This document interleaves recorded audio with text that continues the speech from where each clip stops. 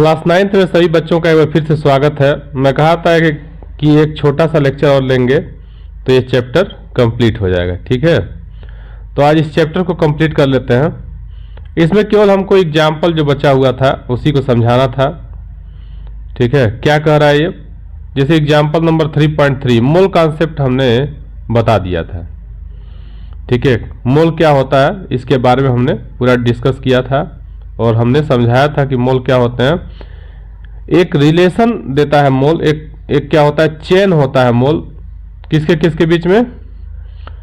Mass of the substance और number of substance के बीच में, यानी संख्या को द्रव्यमान से क्या करता है, संबंधित कर देता है। ठीक है, उदाहरण नंबर 3.3 देखिए क्या कर रहा है, निम्नलिखित में मोलों की संख्या का परिकलन कीजिए। 52 ग्राम हीलियम द्रव्यमान से मोल प्राप्त कीजिए। उसका दूसरा क्या कर रहा है, 12.044 गुणे 10/23। ठीक है, 12.044 इंटू 10⁻23 हीलियम एटम्स की संख्या, कणों की संख्या से मोल प्राप्त कीजिए। इन दोनों, इसमें दोनों क्वेश्चन दिया हुआ है। एक बार मास दिया है, उससे मोलों की संख्या निकालना है, नंबर ऑफ मोल्स निकालना है, और दूसरा क्या दिया है, नंबर्स दिया है और उससे हमको मोल निकालना है। ठीक है, तो चलिए देखते हैं। मोलों की संख्या को स्मॉल एम से इंडिकेट किया जाता है। ठीक है, द्रव्यमान को हम स्मॉल एम से करते हैं, मोलर द्रव्यमान को कैपिटल एम से, और कणों की संख्या को हम एन से इंडिकेट कर लिए हैं, और अवोगाद्रो नंबर को हम एन से इंडिकेट करते हैं। ठीक है, N for number, A for Avogadro, Avogadro constant को हम लोग एन से इंडिकेट कर लेते हैं। हीलियम का परमाणु, ठीक है, 52 ग्राम क्या दिया है, हीलियम दिया है। तो हीलियम का एक परमाणु जो होता है उस पर उसका एटॉमिक वेट कितना हो जाएगा, 4 यूनिट हो जाएगा। ठीक है, इसलिए उसका जो मोलर मास होगा, यानी मोलर द्रव्यमान जो होगा वो कितना हो जाएगा, 4 ग्राम हो जाएगा। ठीक है, अतः मोलों की संख्या कितनी हो जाएगी, मोलों की संख्या बराबर होता है, फार्मूला होता है, ठीक, given mass upon molar mass, given mass of substance upon molar mass of the substance, number of moles equal to होता है। इसी को हिंदी में हम कहेंगे, ठीक है, इसी को हम हिंदी में कहेंगे दिया गया द्रव्यमान बटा मोलर द्रव्यमान, यानी एन इक्वल टू होता है small m upon capital M. तो ये हो जाएगा 52/4, और ये 13 बार में क्या होगा, कट जाएगा। ठीक है, 4 से डिवाइड करेंगे तो यानी एन इक्वल टू कितना आ गया, 13 आ गया। Number of moles equal to कितने आ गए, 13 आ गए। अब इसमें जो सेकेंड क्वेश्चन था, सेकेंड क्वेश्चन क्या कर रहा था, 12.044 इंटू 10⁻23 हीलियम परमाणुओं की संख्या है। Number of atoms of helium दिया हुआ है और इसमें पूछ रहा है कि कितने इसके मोल्स होंगे। तो चाहे वो हीलियम हो चाहे कोई भी हो, ठीक, हम इसके पहले बताए थे कि एक मोल में क्या होता है, 6.022 इंटू 10⁻23 होता है, चाहे वो कुछ भी हो, एटम्स हो, आयंस हो, ठीक, तो चाहे वो हीलियम का हो, किसी भी चीज का हो, तो एक मोल में कितने हो जाएंगे, 6.022 इंटू 10⁻23 हो जाएंगे। ठीक है, इसलिए मोलों की संख्या बराबर क्या हो जाएगा, दिए गए कणों की संख्या में इससे हम डिवाइड कर देंगे तो पता लग जाएगा कितने मोल्स हैं। ठीक है, तो कितना हमको दिया था, 12.044 इंटू 10⁻23 दिया था, ठीक, और इससे डिवाइड कर देंगे 6.022 इंटू 10⁻23 से, तो पता लग जाएगा कि यह कितना है। तो 10⁻23 से 10⁻23 कट जाएगा, और 6 2 या 12 होता है, तो 2 बार में क्या हो जाएगा, ये जो नंबर दिया है वो कट जाएगा।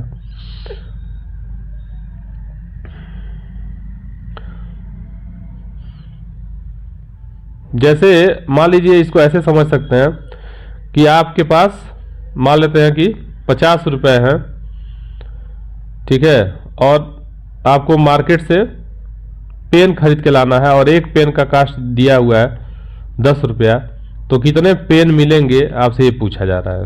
ठीक है, ऐसे समझ लीजिए सीधे सीधे।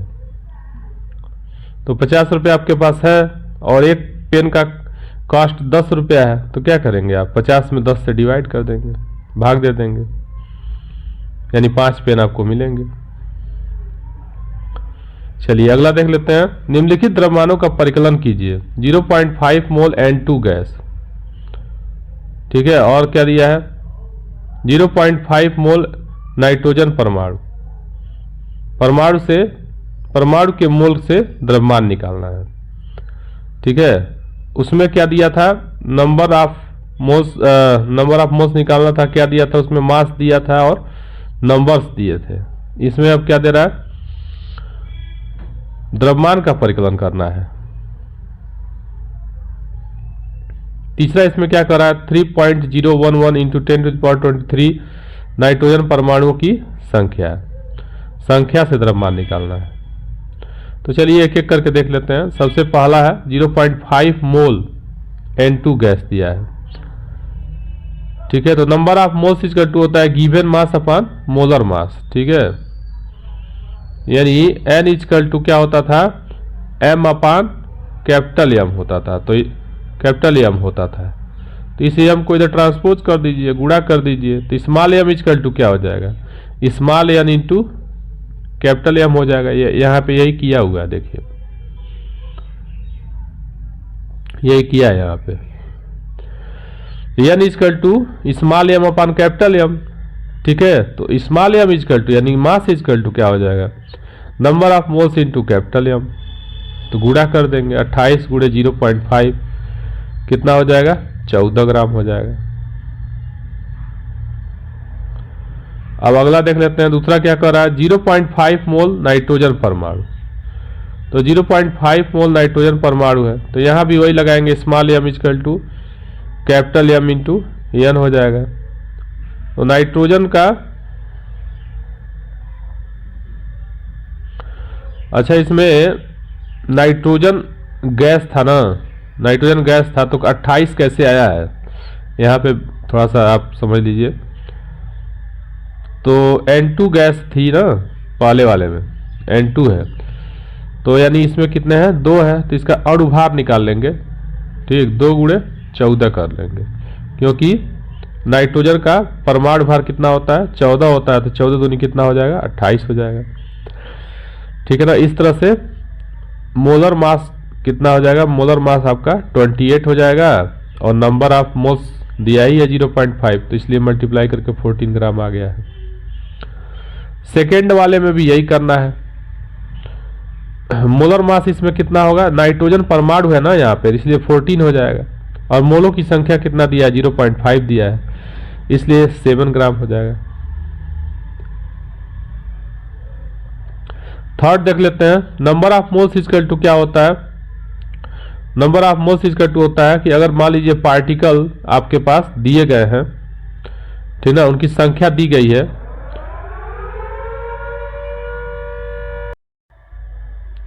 तो number of moles equal to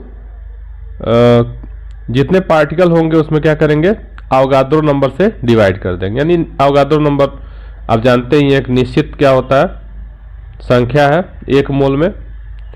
तो इसमें दिया था 3.011 इंटू 10⁻23, और इसमें डिवाइड कर देंगे अवोगाद्रो नंबर से। यहाँ देखिए, तो क्या करेंगे, 10⁻23 से 10⁻23 कट जाएगा, अब बचा 3.011 अपॉन 6.022। ठीक है, इसको सॉल्व कर लेंगे।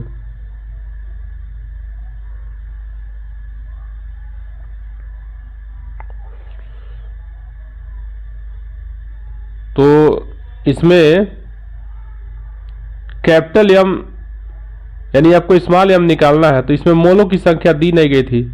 ठीक है, इसके लिए क्या दिया था, उसने संख्या दे दिया था, तो पहले मोलों की संख्या हमने कैलकुलेट कर लिया स्मॉल m, और उसमें क्या करेंगे, मोलर मास से हम मल्टीप्लाई कर देंगे, तो यानी 14 गुणा कितना हो जाएगा, 0.5 हो जाएगा, यानी 7 ग्राम आ जाएगा।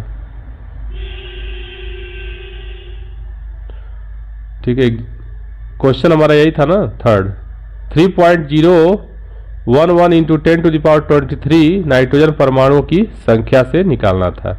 तो केवल संख्या से आप कैसे निकालेंगे? संख्या दिया है तो पहले उसको नंबर ऑफ मोल्स में कैलकुलेट करना पड़ेगा, नंबर ऑफ मोल्स में कन्वर्ट करना पड़ेगा उसको। तो नंबर ऑफ मोल्स में कन्वर्ट करने के लिए हम क्या करेंगे? अवोगाद्रो नंबर से डिवाइड कर देंगे तो नंबर ऑफ मोल्स में बदल जाएगा और उसके बाद से मोलर मास से हम मल्टीप्लाई कर देंगे। चौथा देख लेते हैं। चौथा पहले क्वेश्चन देख लीजिए।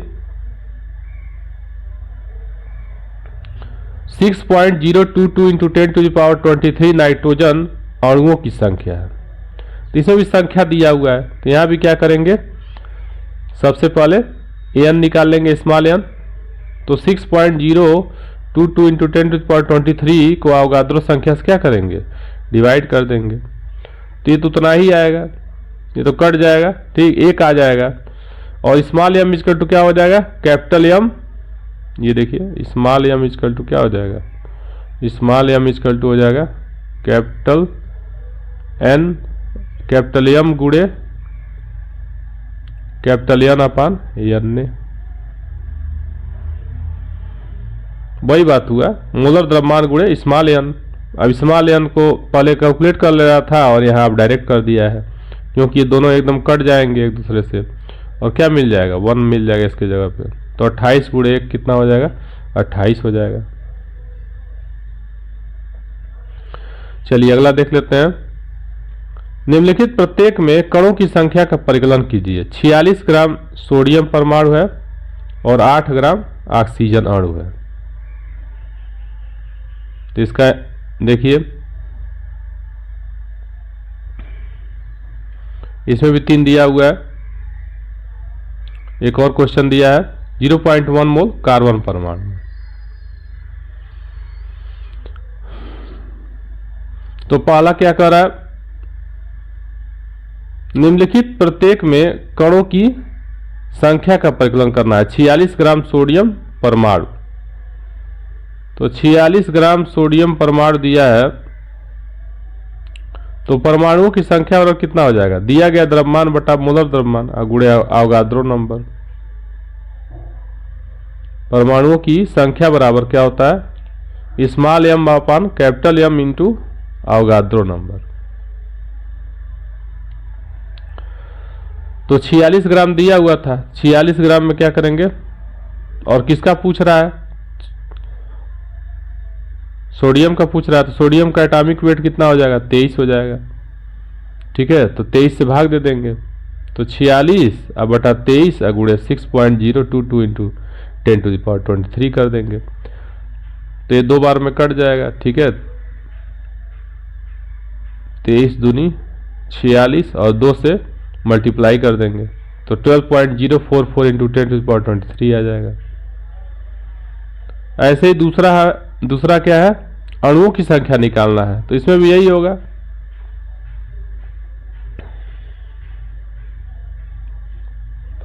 अणुओं की संख्या कितनी हो जाएगी? Small m upon capital M into Avogadro number. इसमें सब दे दिया है, बस वैल्यू रखना है और सॉल्व कर लेना है, ठीक है। थर्ड वाले में क्या करा है? 0.1 मोल कार्बन परमाणु से संख्या है, दिए गए मोलों से संख्या है। तो 0.1 मोल यानी स्मॉल एन की वैल्यू दे दिया है 0.1 और कार्बन है, ठीक है। तो स्मॉल एन इक्वल टू क्या होता है? संख्या अब बटा अवोगाद्रो संख्या। तो संख्या निकालना है तो क्या करेंगे? मोलों की संख्या गुणे अवोगाद्रो नंबर कर देंगे। तो 0.1 दिया है और अवोगाद्रो नंबर कितना होता है? 6.022 इंटू 10⁻23 होता है। गुणा कर लेंगे, आंसर आ जाएगा। तो इस तरह से ये चैप्टर क्या हो गया? कंप्लीट हो गया, ठीक है। और इसके बाद हम लोग अब नेक्स्ट चैप्टर स्टार्ट करेंगे। कोशिश हमारी यही है कि अधिक से अधिक पहले चैप्टर हम कवर कर लें, 9th 10th का जल्दी से कवर कर लें। बीच में हम जैसे काम करना बंद कर दिए थे, कारण यह था कि हम भी अपनी तैयारी कर रहे थे। एग्जाम था, एग्जाम को हमने क्रैक किया, एग्जाम हो गया, फिर उसके बाद इंटरव्यू का लगभग हम 6 महीना तैयारी किया इंटरव्यू का, और उस दौरान हमने सारा काम अपना बंद कर दिया था। इंटरव्यू हमने कंप्लीट किया, फिर रिजल्ट आया, रिजल्ट का इंतज़ार कर रहा था, रिजल्ट आ गया। फिर हमने ज्वाइनिंग की अपना लिया, ज्वाइन किया। फिर लगभग 6-7 महीना तक हमने वहाँ काम किया बढ़िया से। अभी भी काम कर रहा हूँ। ये टाइम जो निकालता हूँ, आधा घंटा बस मॉर्निंग में बहुत मुश्किल से निकाल पाता हूँ। फिर इसके बाद कोई टाइम ही नहीं है। स्कूल जाना है, फिर वहाँ बच्चों को पढ़ाना है, प्रैक्टिकल लेना है, फिर शाम को समय है नहीं। तो मॉर्निंग का टाइम जो होता है ये हमारे लिए बहुत कीमती है। ठीक है, तब तक आप देखते रहिए। Thank you.